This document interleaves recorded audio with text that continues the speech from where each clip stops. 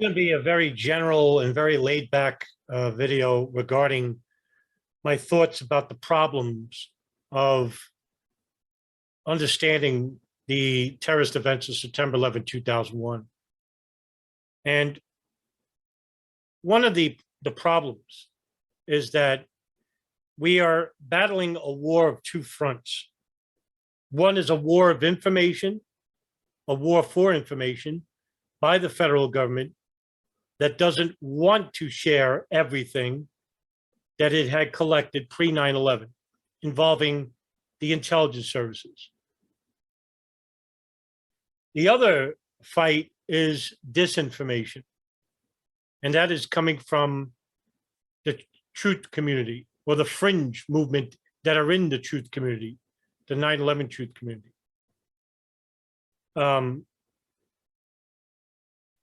One is a war that is worth fighting for, and the other is just a war that is waste, a war of waste, an effortless war.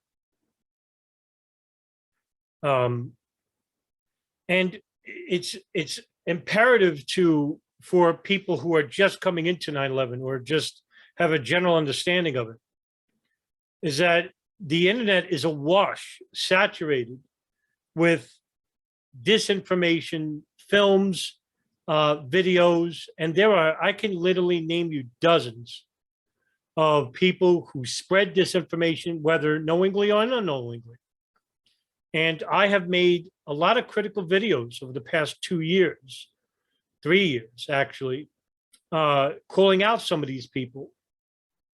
Some of these videos I can't put on YouTube because they consider it bullying. In fact, I had a strike previously regarding a critical video I did of Barbara Honegger.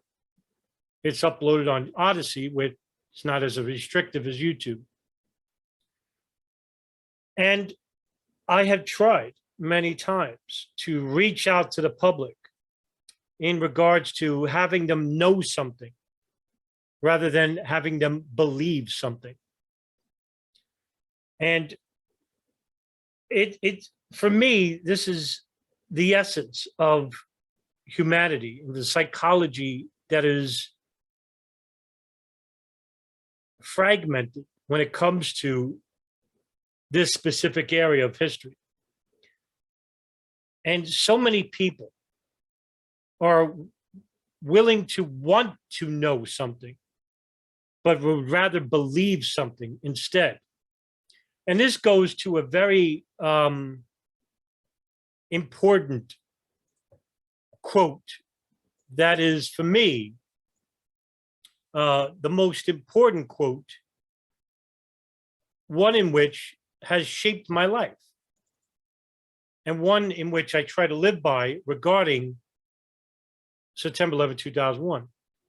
And it was written by E. Martin Schatz in 1992 in a letter to Vincent Salandria, both JFK researchers in their own right. E. Martin Schatz wrote the book, History Would Not Absolve Us. And in the book, he wrote a quote called On Belief versus Knowledge, in which he says, "It is so important to understand that one of the primary means of immobilizing the American people politically today is to hold them in a state of confusion in which anything can be believed, but nothing can be known, nothing of significance, that is.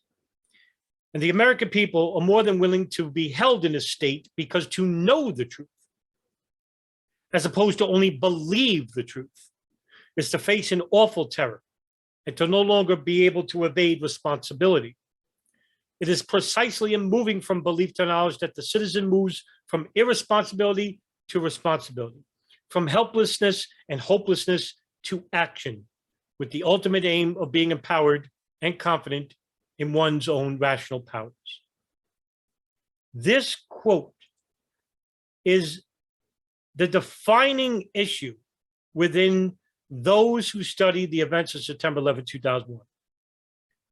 How many people are out there right now that believe something happened on 9/11? For example, how many leading 9/11 advocates believe no plane crashed into the Pentagon? How many 9/11 truth advocates believe that invisible space beams shot down from the sky melted the Twin Towers into dust, causing dustification? How many 9/11 advocates believe that the phone calls made on these planes are faked by using either voice morphing technology or having them being read by the actual people on the plane in a hangar somewhere, surrounded by nefarious agents of the government under the threat of death? But how many know it? Because to know is to show evidence, that is, something that could be used in a court of law. But you could believe whatever you want. You can believe any of those scenarios. You could believe that the planes were actually remotely guided by Dov Zakheim in a bunker somewhere in the United States. You can believe that the hijackers are still alive. You can believe that George Bush and Netanyahu conspired together and orchestrated 9/11. But do you know it? This is the defining moment of the 9/11 truth movement. Well, whatever is left of it, that is. But that doesn't tell you anything.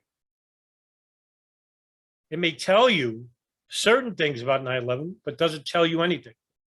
The first thing that one must admit when it comes to this subject is that nobody knows when it comes to September 11, 2001. Not even me. Now, sure, I may do videos and talk about certain subjects, but that's through vigorous study and vigorous research over 16 years. I'm rather new to the internet, probably naive when it comes to trying to relay this information to the public. Much of the public doesn't know anything about 9/11, and some of them actually believe certain things happened on 9/11. But how many know? It's a very small fraction. I could probably name 5 or 6 names on my hand. I think that's a real crime. One of the crimes of 9/11. But I can name you dozens and dozens of people I would never recommend. So when we talk about knowledge and we talk about belief, one must put aside their preconceived biases and their ego.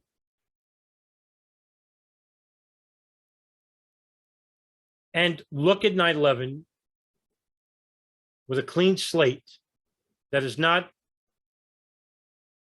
objectionable to conspiracy or to the official narrative, whatever that is. You know, one of the primary problems of the 9/11 truth movement is that, and this is coming from the fringe minority in the movement, is that they've been told for the last 20 years to never believe the official narrative.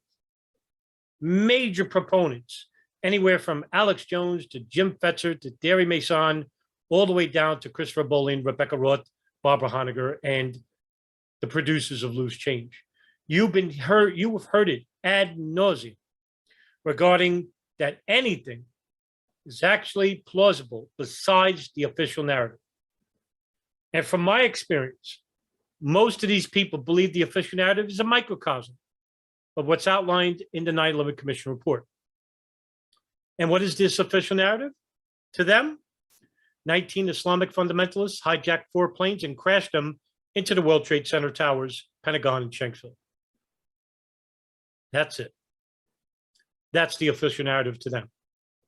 Oh, of course, you'll hear about the World Trade Center towers coming down by pre-planted explosives or by super nanothermite or by thermite or maybe a mixture of both. World Trade Center 1, 2, and 7. That's the predominant position of the truth movement. Something in which I have some affiliation with, because in my opinion, I do think the towers, especially 1 and 2, not so much 7, 1 and 2, came down by pre-planted explosives. But do I know it? No. I could believe whatever I want.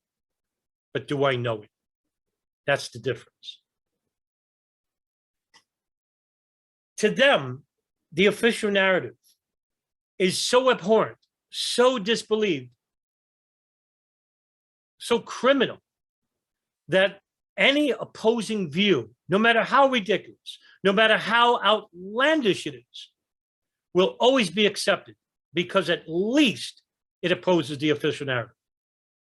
And if anybody has ever read the 9/11 Commission final report, which is 14 chapters long, you will know that that official narrative of 19 hijackers, 4 planes crashing into the World Trade Center, Pentagon, Shanksville, represents a very small microcosm of what's actually written in the report. Because anybody worth their salt, anybody who is actually a reputable researcher, investigator in their own right, will tell you that the official narrative, there is no such thing. There never was. What we have is a story. Is the story totally wrong by the 9/11 Commission? No. Is it totally factual? No. So what is it then? It's an incomplete report. What do I mean by this? Most information pertaining to pre-intelligence of 9/11, videos I have created and posted over the years regarding the NSA, the CIA, the Israeli Mossad, and the Saudi General Intelligence Directorate, which is the service arm of Saudi Arabia, all have pre-intelligence, specific intelligence, most of it vague, that were totally ignored or weren't even shared and intentionally withheld from the FBI and the State Department. Information that could have prevented the attacks of September 11, 2001. If you have an entity that is willing to do the dirty work of hijacking planes and crashing them, and if you are an even more nefarious entity, such as the CIA is, that heard about this attack through a wiretap phone, all you have to do is basically make sure that the operation is successful in order to take advantage of said operation. Now, what do we have? Well, we have hijackers. We have an intelligence agency that knew about the operation. And basically, only certain top-level officials have to be on the know. Not everybody has to know within the White House or even within those specific intelligence agencies. So now we have an even bigger conspiracy that even the fringe movement of the 9/11 Truth Movement could even possibly imagine. To them, everyone's working on the same side. To them, all the agencies are working in conjunction with one another. Well, that's not the case. And it never was, and it never will be. Because before 9/11, we have so many agencies that didn't share information to one another, which made 9/11 successful in the first place. Not everybody in the FBI or the CIA or the NSA is some sociopath that's willing to allow a remarkably abhorrent attack to take place in which people were going to be killed. You're going to have somebody who's going to blow the whistle. So only certain people could possibly be in on this. When I say certain people, I talk about the highest levels of government. Now, I have my own opinions when it comes to the CIA and what type of psychology is needed to join such an agency, because it's an agency built upon the blood of millions of people, millions of deaths, ranging from Central America in the 1960s and 70s to the Middle East of the 80s and 90s, and even early 2000s. How many wars were conducted based on their lives? Were they coups d'etats that they're behind? How many countries and lives have been destroyed just by this specific agency? To have a clear and general understanding of what took place before September 11, 2001, you must look at it without any preconceived bias, no matter if it's from a racial point of view, that you hate Arabs or that you hate white people or that you hate a certain different color, brown skin, black skin, whether you look at it from a very biased political standpoint, whether you're a Democrat or Republican and will only look at information that will vilify one political party and not the other, or whether you look at it from a very biased religious perspective. If you're an evangelical Christian, of course, you're going to look at information that's going to be critical to Islam or even Judaism. Or if you're a Wahhabist, a Wahhabi Muslim, you're only going to look at fringe conspiracies made from the right, which doesn't show the true nature of what happened on 9/11. All these preconceived mindsets from the human constructs of politics, racism, religion, are often transgressors to the truth. And you're only getting a very skewed point regarding this magnificently expansive event. It's not simple, and I can't simplify it. I know some people would like me to, but I can't do it. There's no way I could talk about 9/11 in 10 to 15 minutes. It's impossible. And it's honest. Because in order to understand this event, you have to understand certain avenues related to this event, such as the understanding of our foreign policy, for example, with Saudi Arabia, with Israel, and how that might influence attacks like this or allow attacks to happen so we can compound on previous foreign policy guidelines. Also, the understanding of the intelligence agencies and how they work, the FBI, the CIA, the NSA, who were the players involved with pre-intelligence of 9/11. This is the major and most important aspect of 9/11.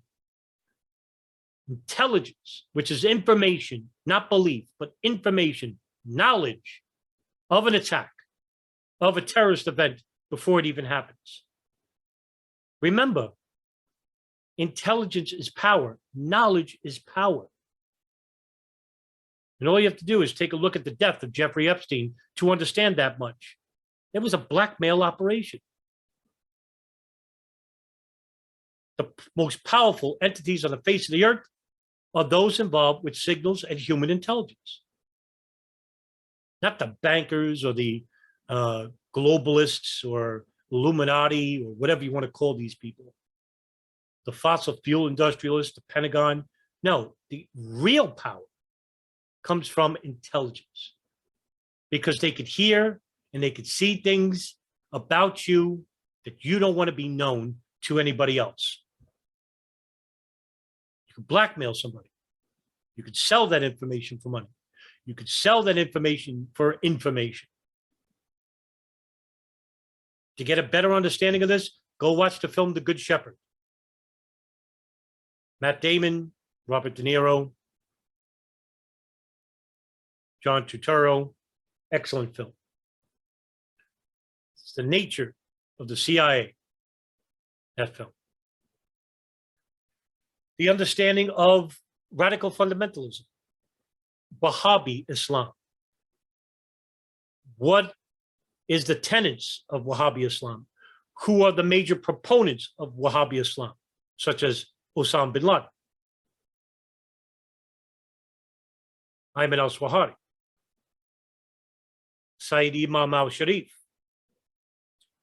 Abu Musab al-Zarqawi, just for an example.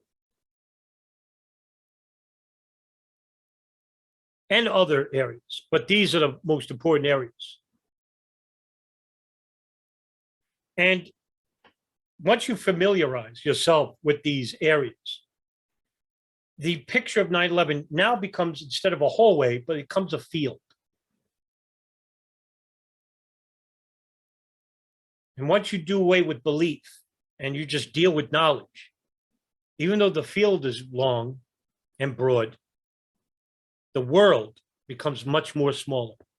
Because what you'll find out once you understand the nature of belief and knowledge, and once you can discern knowledge from belief, the circle becomes very small.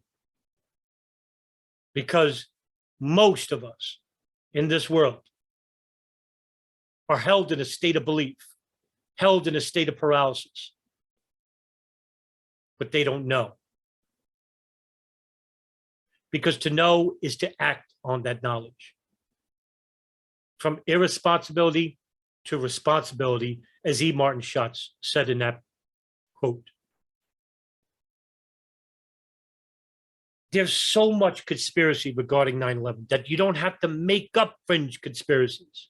There's so many anomalies, additional hijackings. Were they Al-Qaeda? Who were they? Were they Israeli agents for the Mossad or from some signals intelligence? Who were they? Well, we don't know because they were deported immediately after on September 13th and 14th at JFK Airport at LaGuardia.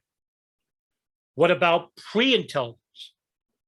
The NSA, in which the last month alone, I've done so many videos about pre-intelligence from the NSA, listening to Osama bin Laden's satellite phone, listening to a house in Yemen, which is the Al-Qaeda communications hub, years prior to 9/11. We're talking 5-6 years. What do you think they were talking about on those phones? These are serious men who want to engage in operations. They're not talking about the Yankees or growing ass of Kim Kardashian. They're talking about attacks in the United States. They're not shooting the breeze. And they may say it in coded messages, but they have code breakers. This is not some elaborate sting or some elaborate organization we're talking about. We're talking about an organization that is based upon the Wahhabi ideals of certain people who have no understanding of Islam, who hate the United States and Israel. So if the NSA and the CIA has pre-intelligence, going back years before 9/11, what specifically did they know? And why is this information classified? Is it because the State Department, the federal government, the NSA, the CIA, they don't want you to know because what they probably found out was that they were conducting these attacks and it was beneficial for certain people in the State Department or in Israel or in Saudi Arabia to have these attacks take place because they could implement their foreign policy guidelines, which were made years ago, and implement other regulations and memos which abuse the civil liberties of who? The American people and to people abroad. To abuse the civil liberties and the privacy laws of American citizens.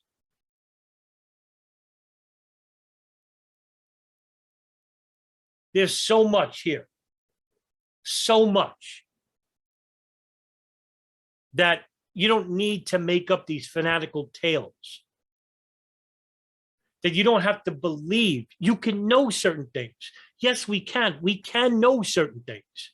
The information is out there. They're all whistleblowers from the FBI that are telling us that, yes, the CIA had information that, if shared, could have prevented parts of 9/11 or even 9/11 itself. We have one of the most important whistleblowers since Daniel Ellsberg, Thomas Drake, a former senior executive of the NSA, who basically came out years ago and tried to warn his superiors at the NSA. Look at the information we collected. And if shared, could have prevented 9/11. The CIA, who had intelligence about 2 Al-Qaeda operatives coming inside the United States, who had dual U.S. visas, 2 men who participated in terrorist events, who are known to go to a terrorist meeting in Malaysia, wasn't shared with the FBI, wasn't shared with the State Department. Why? Why not? No, instead, you don't want to believe in hijackers or hijacked planes, which absolved the CIA, which absolved the NSA, which absolved the Israeli Mossad, who are all monitoring these people, the Saudi GID, who are funding these people before the attacks even happened. So now you can't study anything other than stay at ground zero and then tell people from Oregon, hey, did you know a third building fell? You're just repeating somebody else's work instead of elucidating information, knowledge that you learned and sharing that with people in the street. We can know certain things. We don't have to believe them. And to know something, we can act on it. But instead, we have a law firm from the 9/11 Truth Movement, the Lawyers Committee for 9/11 Inquiry, who have board members who don't even believe planes were even hijacked and that the phone calls are faked and that the hijackers are still alive. You can't call yourself a truth movement when you're believing certain things which are hurting the truth movement. And then when I critique them, as well as people in my circle, and we critique them very harshly, very harshly. In fact, some people were very rude to. It's not because we're, disgusting people. It's because we care where this is going. We really generally care because you're ruining the truth movement. You're ruining it. You're ruining what's left of it by believing and employing these ideas.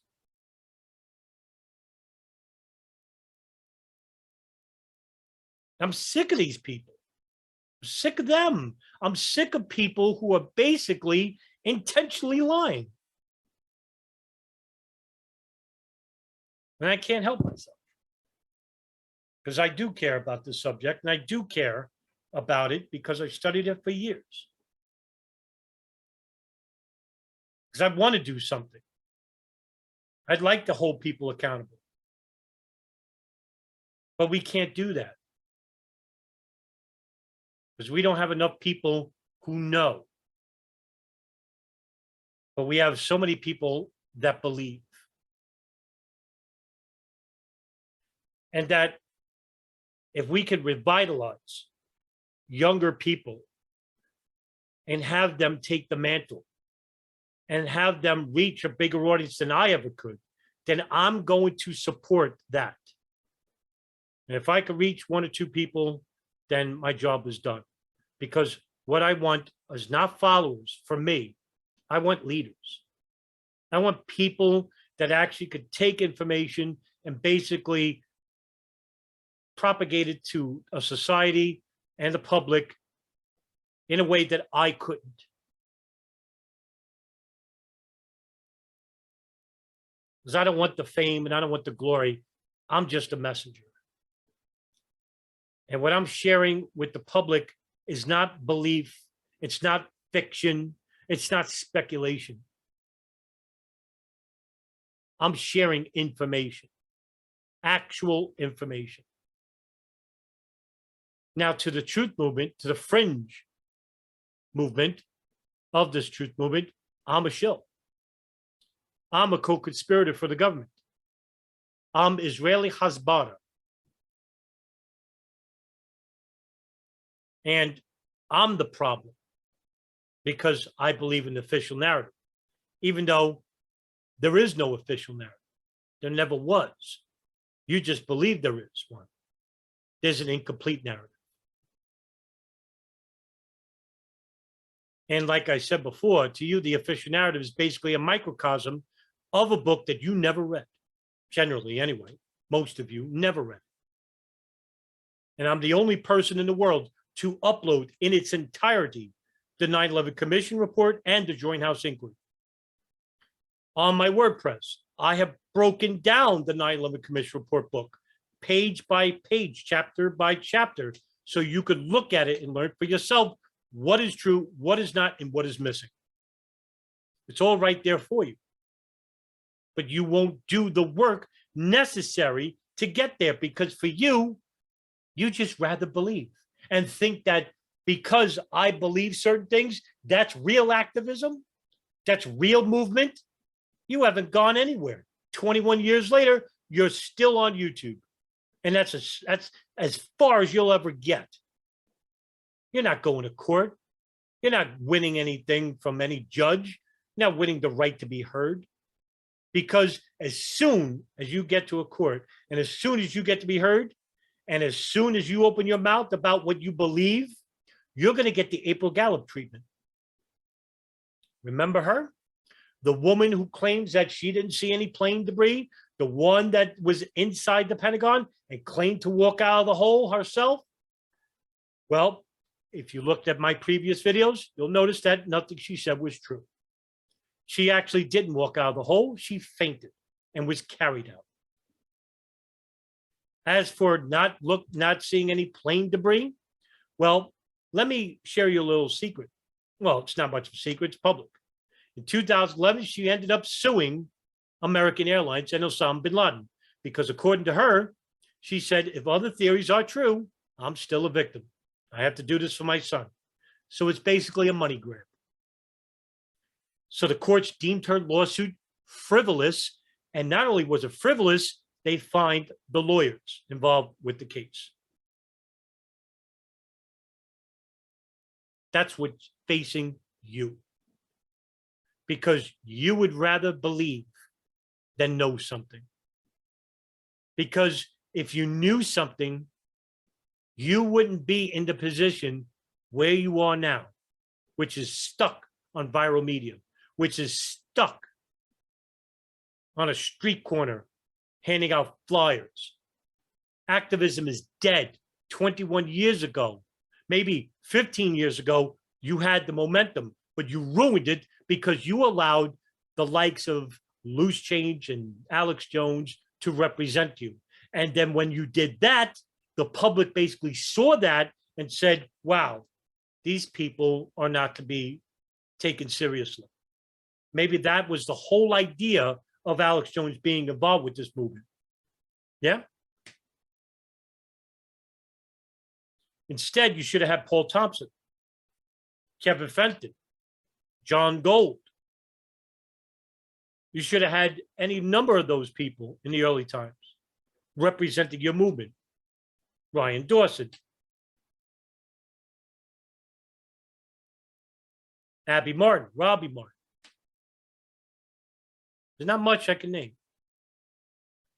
No, you went with people who advocate certain beliefs, not based on any type of information.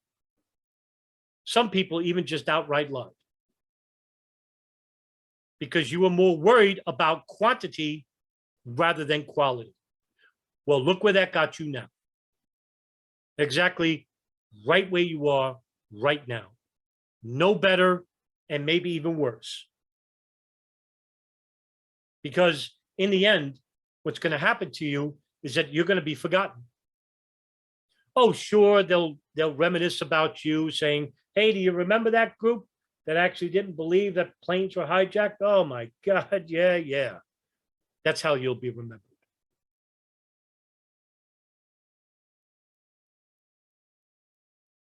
When you obtain knowledge, information, you're going to be vilified by the world. I think I read that somewhere in the Bible too, where they professed in their belief in Christ that they'll be subjugated or convicted by the world. And I'm an atheist, by the way, not a Christian. But the analogy is that once you profess knowledge, once you profess the truth, knowledge is truth, you're going to be vilified. Vilified by those who are ignorant of 9/11, those of the affiliated with the federal government at some level, and of course, the fringe movement of the 9/11 truth movement. So from three fronts, you'll be maligned, you'll be subjugated, you'll be personally attacked, You'll feel violated, defeated, deflated, alone. But you don't have to feel this way. You could feel vindicated. You could feel empowered that after all of which you are afflicted upon, made you stronger, because when you profess the truth and then you're assaulted by lies and beliefs, the only thing that's going to be left standing in the course of time is the truth. So while you're in a sea of disinformation and misinformation and lies, when the waters recede in time, the only thing that will be left sole standing is the person who professes knowledge and not belief. And to end the video on a more promising note, here is E. Martin Schatz talking about belief and knowledge and how important it is to profess it. So now we come to a real problem. Our society confronts the individual with a choice.